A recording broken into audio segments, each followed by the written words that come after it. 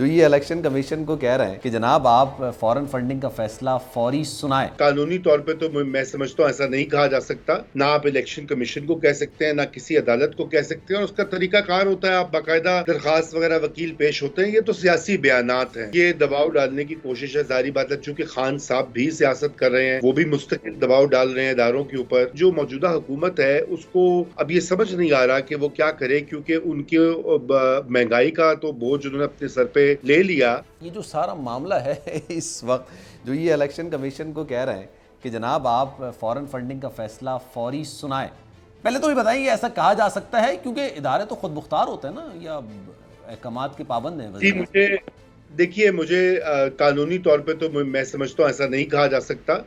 ना आप election commission को कह सकते हैं, ना किसी अदालत को कह सकते हैं, और उसका तरीका कार होता है, आप बाकायदा दरखास्त वगैरह वकील पेश होते हैं। ये तो सियासी बयानात हैं, ये दबाव डालने की कोशिश है। जारी बात है, चूंकि खान साहब भी सियासत कर रहे हैं, वो भी मुस्तकिल दबाव डाल रहे हैं इदारों के ऊपर, चाहे वो इलेक्शन कमीशन हो, सुप्रीम कोर्ट हो। ऑफिस होल्डर नहीं है अभी, मतलब वो एक जमात के सरबरा हैं, मतलब वजीर आजम साहब टॉप मोस्ट पर्सनैलिटी, आप स्टेट के हवाले से ये बात आपकी ठीक है। मेरे ख्याल से ये सियासी बयान है, और इसका गलत मफहूम भी निकलता है, और अच्छी रवायत नहीं है कि आप किसी भी एक आईनी इदारे के ऊपर ये दबाव डालें। मुल्क का वज़ीर आज़म के पास बड़े इख्तियारात होते हैं, तो एक तरह से ये दबाव डालने वाली बात होती है। लेकिन बहरहाल ये देखिए, ये सियासी मामलात हैं।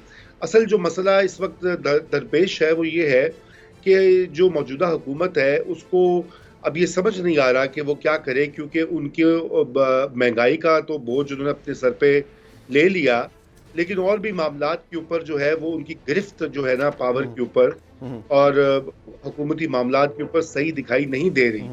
उसकी कमजोरियों की वजह से ही, और जो उनकी जिग-जैग सी-सॉ पोजीशन होती है, उस वजह से ही उनका जो तासुर था एक PMLN का, देखिए एक बड़ा उन्होंने अपना बनाया हुआ था रेपुटेशन के, उनके पास बड़े तजुर्बाकार लोग हैं, हुकूमतें उन्होंने कई बार चलाई हैं, लेकिन इस बार तकरीबन 3 महीने अब होने को हैं, तो उसमें कुछ अजीबो गरीब मामला दिखाई दे रहा है कि बहुत से अहम मामलात के ऊपर, फैसलों के ऊपर उनकी वो काबिलियत सो कॉल्ड जो है वो नहीं सामने आकर आ रही। काबिलियत छोड़े सर, ग्रिप नहीं है। काबिलियत तो दूर की बात है, मतलब एक होता है ना कि आप इस फैसला करने के अहल है नहीं है, लेकिन मैं फैसला अगर करना चाह रहा हूँ, मेरी उस पर ग्रिप नहीं है, मैं कंफ्यूज हूँ, करना चाहिए नहीं करना चाहिए।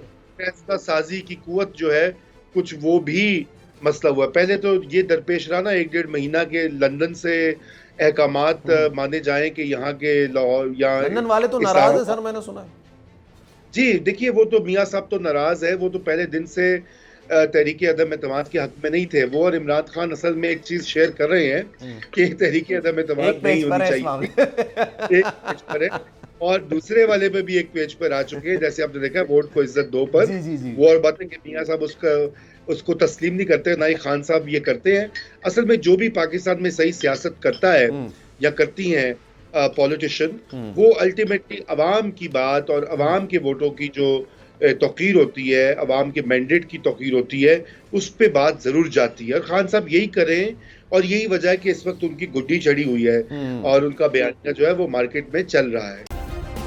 सब्सक्राइब करें और बेल दबाएं ताकि कोई खबर रह न जाए।